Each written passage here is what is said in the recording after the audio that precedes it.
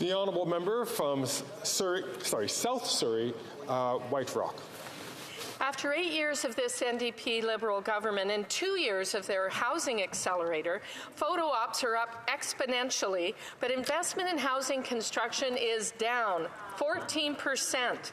The Prime Minister promised to make housing more affordable. What has he delivered?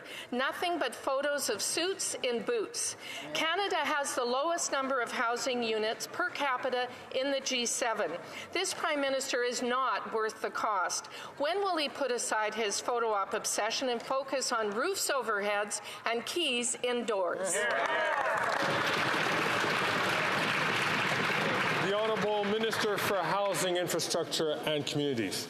Mr. Speaker, it's an excellent question, if only if it were based in fact. The member has claimed that, in fact, investment in housing has gone down. I read from the Stats Canada report issued just this morning that multi-unit construction rose 8.2% to $6.6 billion in September, with all provinces reporting gains.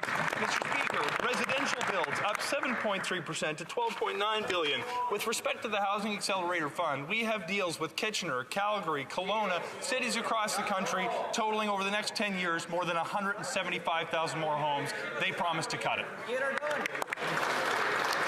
The honourable member from South Surrey, White Rock. Mr. Speaker, photo ops don't build homes. We need more homes in Canada, a lot more, not less. 14% less year over year is what failure looks like. We need homes, not bureaucracy.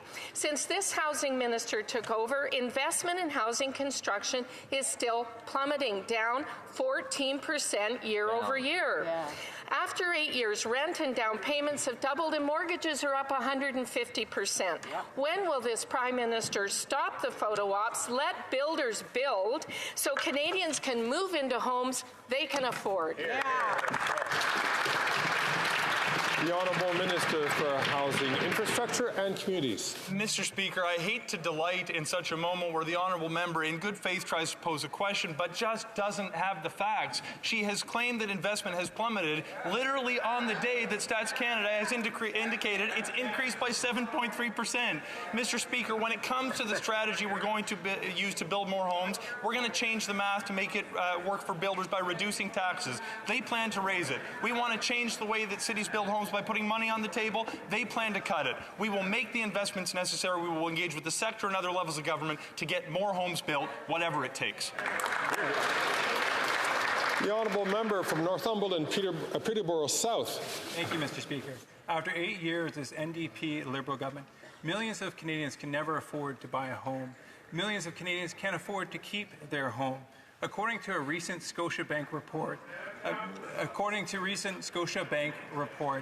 the cost of the average mortgage is going to go up by more than $700 because of their profligate spending.